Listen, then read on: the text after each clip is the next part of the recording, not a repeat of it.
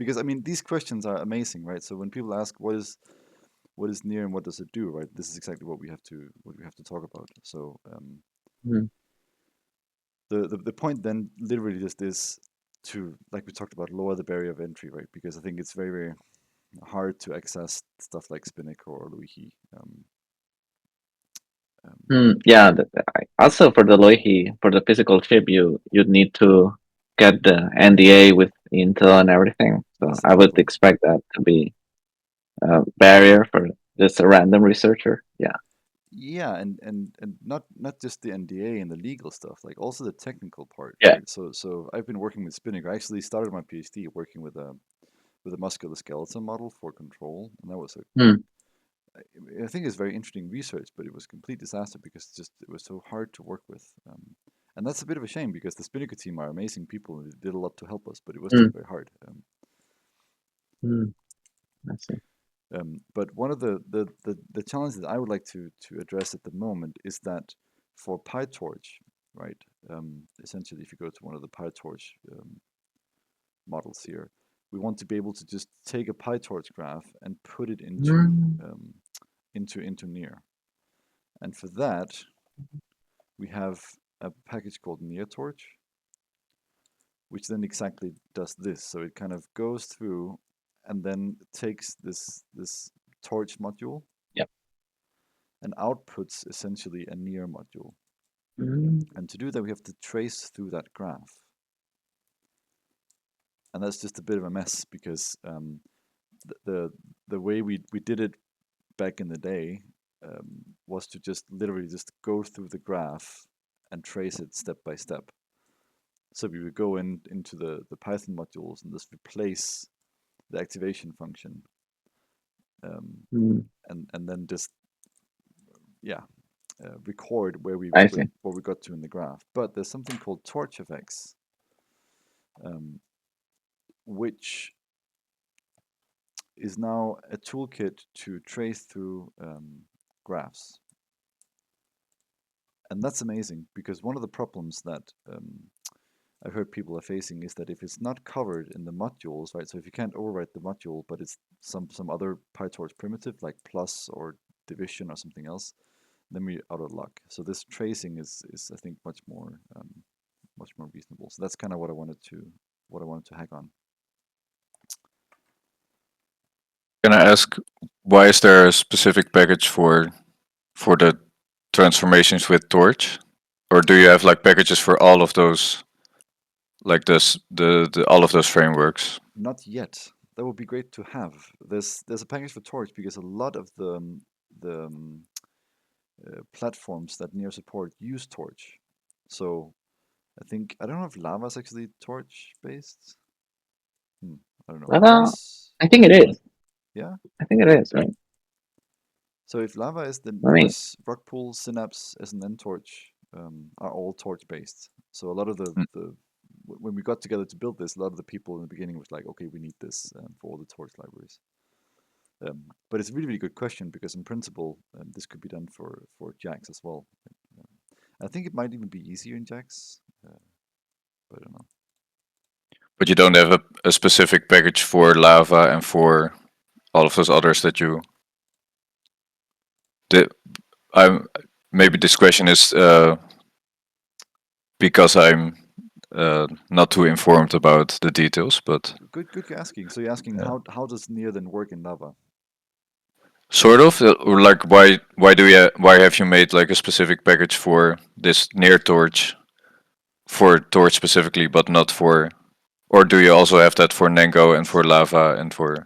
Yeah, well, so the idea of NearTorch is that it's a framework that all the different frameworks can use essentially. So it means Mm, that if I go into Norse and I want to implement the translation, I don't have to first go through the Python or PyTorch graph tracing.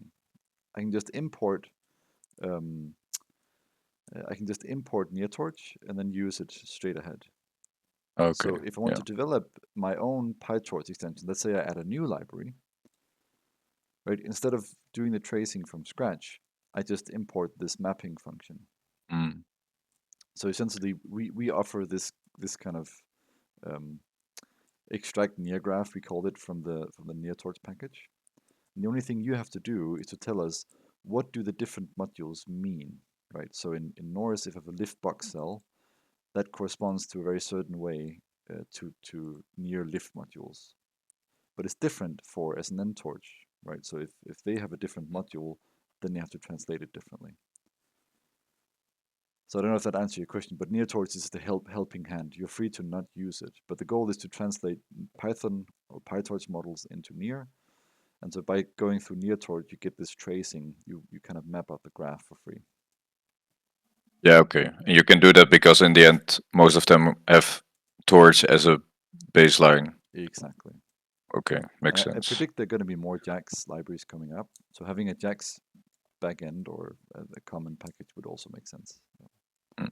But it's all to just make it faster essentially, Yeah, like okay. easier to Yeah. use, because there's a lot of bugginess. And then there are also like really nasty questions, which I think relates to your question from before about the different hardware types, right? So let's say you have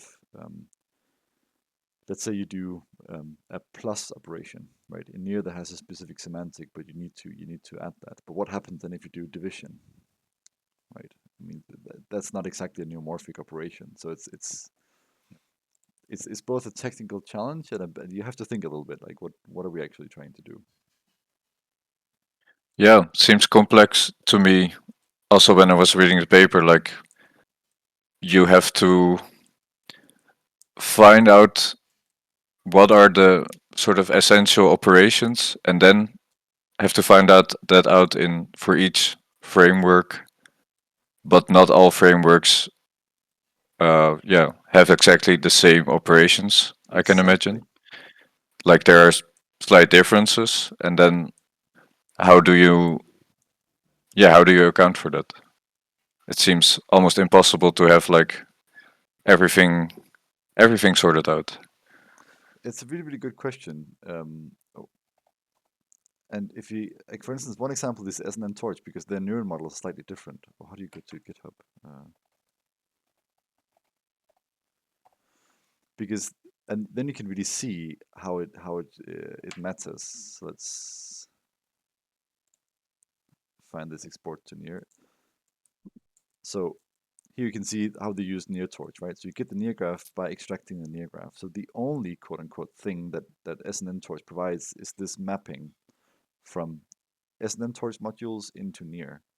But you Mm. can see that this is not trivial, right? So let's look at this. Like if it's a leaky, you can see first of all you assume a certain time step because that influences the time constant dynamic in the underlying NIR equations, right? Mm. And then you all of a sudden, because the parameterization is different, you have to do this magic to get the parameters to line up. So not exactly pretty, but that's what the mapping will have to do, right? Yeah, But right. it's really good. I think this also illustrates why there's a need for it because it's really good when it works, right? Because then you have like a unified understanding of what you mean by a leaky integrated in fire. Mm. Yeah. That is, I wish I had that when I started my PhD. Let me put it that way. Okay. Yeah. And in the end, even if it's still a lot of work, it's still much better than having to do the transformation to all other frameworks, of course. Like That's all exactly to right. all. Yeah. And actually, Stephen made this very nice plot, right? Because if you did all to all, right, it's going to be a lot of work. So I don't think this is the only possible mapping. There are other things you might want to do, but I think it's a great first step. And so also coming back to the benchmark we talked about earlier about the BMI stuff, right? Imagine if you can make like a Yeah, similar model and then try it on different devices, or like you can actually compare your results. I think that's a pretty that that would be depending on the task. Probably different hardware would be more doable, or not doable, but even more efficient depending on the task. totally. Yeah, That's the point. I don't even think people are considering that. But yeah, That's what I like about these representations, but it seems kind of moot, but it opens up to different ways of thinking. I think that's the power, right? You ask questions like, oh, can't we do this even better with other platforms, or how can you recast it in different forms? Um, yeah, actually, yeah.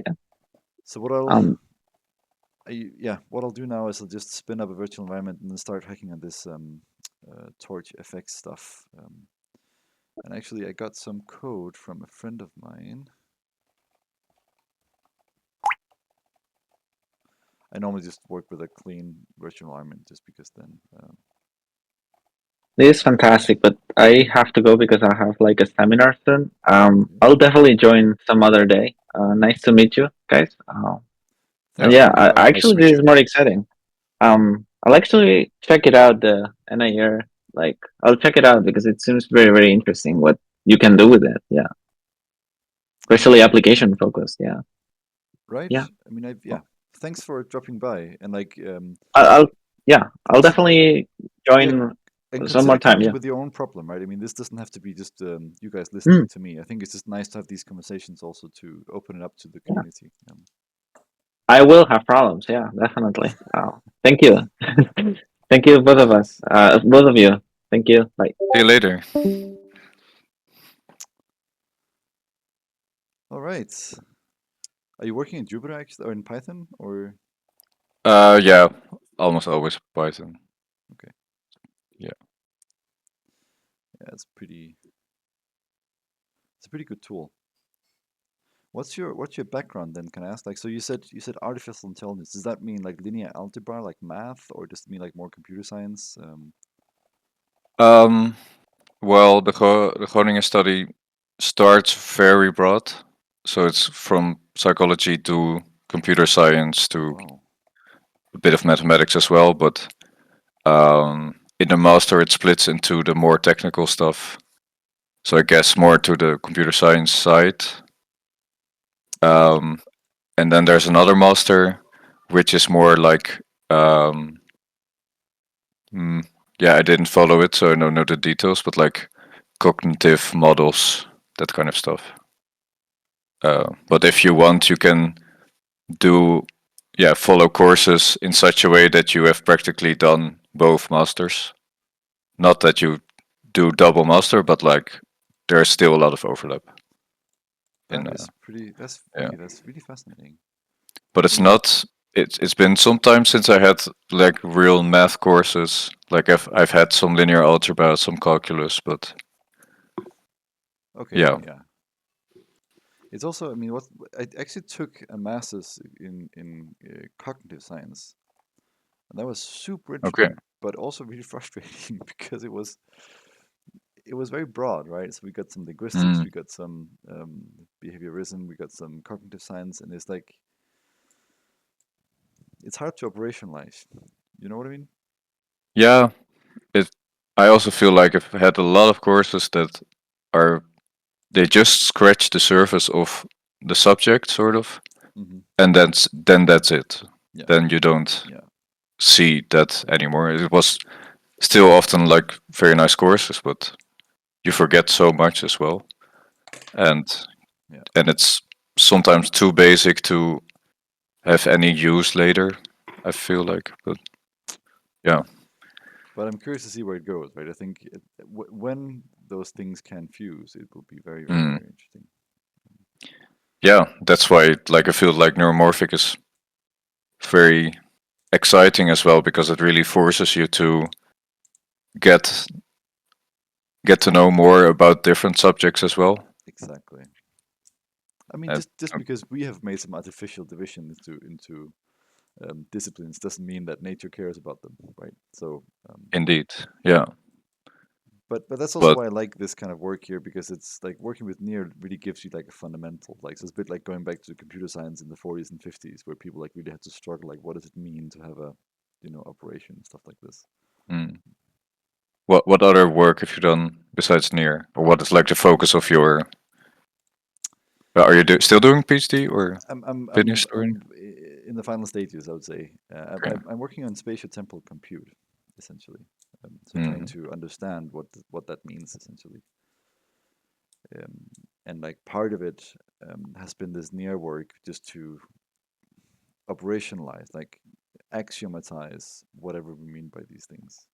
mm, So that's a really good start. Um, I've also been working with event-based vision models um, because I think that's very cool sensor technology, but it also exposes it makes you keenly aware that it's not you can't use the same techniques as you can for frame-based Mm, cameras, right? So like you have this whole spatio-temporal sparsity aspect, which I find very fascinating. right. Yeah. And still, I've seen a lot of papers where people use event-based cameras and then still uh, make them into frames. Yeah, so you can Like, do it, right? It's just not. I yeah. would argue that's not neomorphic No, it because feels like you're still doing the same as before. You're not really making use of that it is the event-based and that you could do it on an event-by-event basis. yeah, totally. I mean, the Feels like, the whole point exactly is to exploit this event computation, right? And that's independent, right. right? When you have a dense tensor, the moment you have a dense tensor, you're in a different paradigm. But yeah. Um, But, so I wanna try this out. This is basically what I want to do today, and I do have to run in 10 minutes, unfortunately. But what I do want to do today is to try this tracing out, and then I think if this works, it means we can input into or use this in NearTorch. Um, and the idea is that you basically have a tracer, right? So you can go, you can you can take, for instance, torch.nn sequential. mhm. Uh,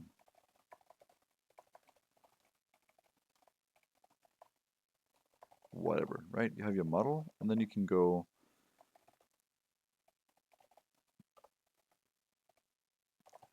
trace this module, and that gives you a graph.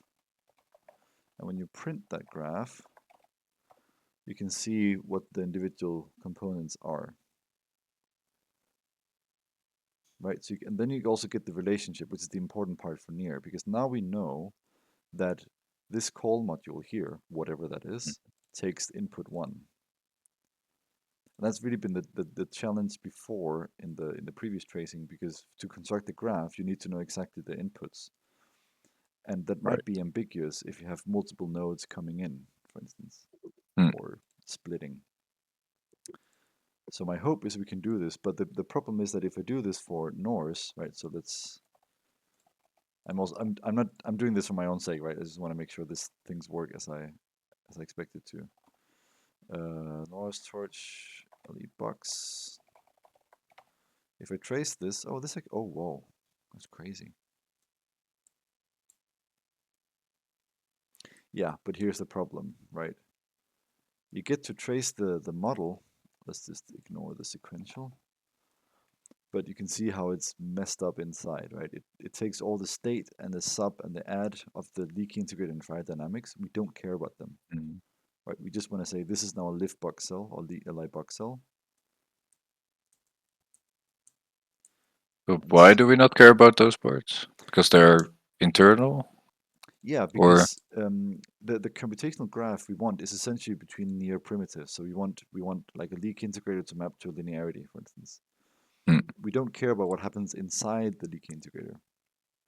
So all the dynamics and how you do the subtraction and addition and time constant multiplication or whatever, that that's not NIR doesn't care about that. We just declare the computational primitive. yeah, okay, So so I think this could work in the sense that we know now that this is a leaky integrator, but we'd have to. The thing is, what I want to do is I want to find out one, it's a leaky integrator. Then I want to find out where does the input come from, and then I want to know where does the output go to. And if I do this, I have to trace back, right? So I have to go back, okay, add, and then get the mol, and then mol use the add, and then add gets the get attribute one, which is probably the voltage, and so on and so forth. So what I want is something like this, right? I have a module that could be the leaky integrator, and that leaky integrator just take the input one. Okay, that's useful. So here there was an example. Let's just print where we'd have a model, which is a convolution and a Li cell. And if we print that graph, ha, this is perfect.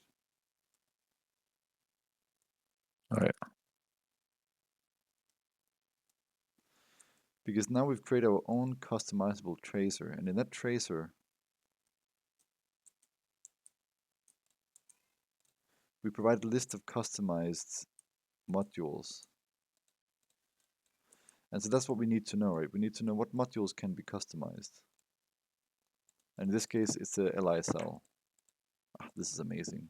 So basically what we want to do is you want to have a NIR torch tracer. And then we want to have a module lists.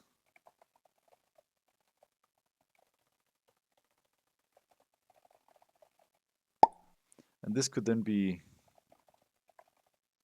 all these different modules, right? And so the different frameworks would know what are the modules we want to map and how do we do that. Right? So like we saw before, Yeah. what is an ntorch? What happens when you get a leaky model? This is really cool. You basically have to just define that for each module. Yeah, exactly. Like each framework, right? Oh yeah, sorry. Yeah, so for the LI cell, I need to know what happens when you meet an LI cell. One thing is I can get the graph, which is what we trace here. Mm-hmm. But then, like you saw with as an ntorch, we need to extract all the parameters. How does that convert into NIR primitives? So if I can get this going, um,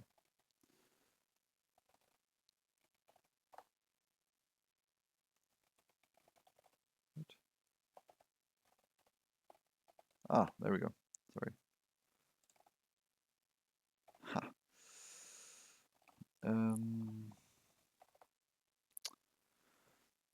Then I can show you what happens now, because here, when we go to NIR, right, then essentially we take this module map, which is then a callable. So it goes, how do you take a torch module and map it into a NIR module? Yeah. And that's essentially the only thing that the frameworks do. You also saw that in documentation, right? So if you want to develop this export, you just build this one function. How do I take a torch module, map it into a NIR node? And now we can actually replace this, right? We just need a dictionary.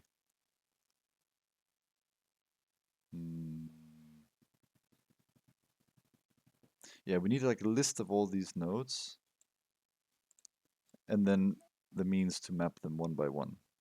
Okay, but that's essentially just adding a list of all the modules. That's doable. So one question I have is what happens if we don't have purely module functions, but we also have addition? I kind of want to try that out. Hmm. So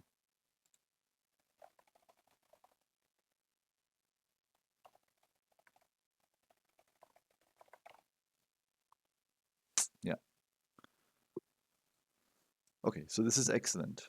The reason is this is no longer a module, it's a function. So this gets caught.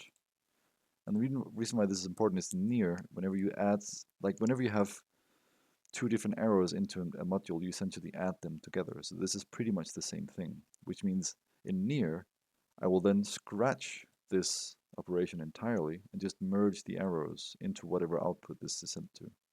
Hmm. Perfect. Okay. And then when you want to do like a whole transformation of a graph, you have to sort of read out what this graph tracer gives you and try to find out like Yeah, automatically what are all the modules and how would I map this module to a module in there.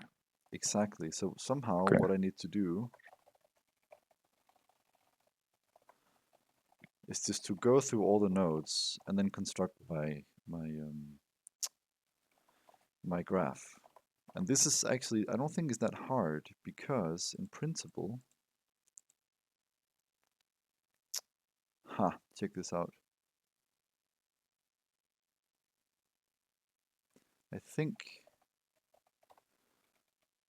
the node now knows what is then the next. Oh, whoops. Where's then the next node? Ha, this is perfect, right? Oh yeah. Yep, take this Hmm. out. And there we have the graph. Voila. This is way easier than what we did before. Like way easier. Yeah. How did you do it before? Well, so imagine you have a list of PyTorch modules, right? Like we saw before, right? You have Hmm. this self-con, self-li, self-whatever. So what we did before was that whenever you have a torch module, which this is, right? This is a module, just like convolutions a module and so on. You then Yep. replace the forward function, right? You remove it and then you add something else. Mm. So this is when you're catching, you kind of um, you're kind of circumventing the original call statement, because then you wrap this into say, okay, whenever something is being called, you know what module is being called, and then you can map then the output. And then every time, so imagine you do a call, every time you map to an output, you can then check, does this module already exist? And then you can add the edge from the module grab into the output. But this is an absolute mess, because here there's no module, but there's still a function call. Oh yeah. So this, yeah, I'm very happy to move away from this. Yeah. This seems much more simple. Was Perfect. this always already possible, or did you only find it out later? Sort of No, that this it is. was, I think torch.fx came in like 2022 or something. So it was Mm. there. I'm not sure how mature it was.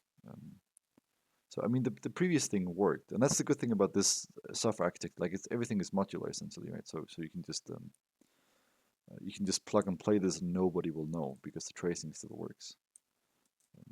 But yeah, we should have maybe gone for this solution for the beginning. I don't remember how stable it was. I get a sense a lot of the PyTorch ecosystem is great, but a little iffy around the edges. So yeah, Mm. amazing. All right,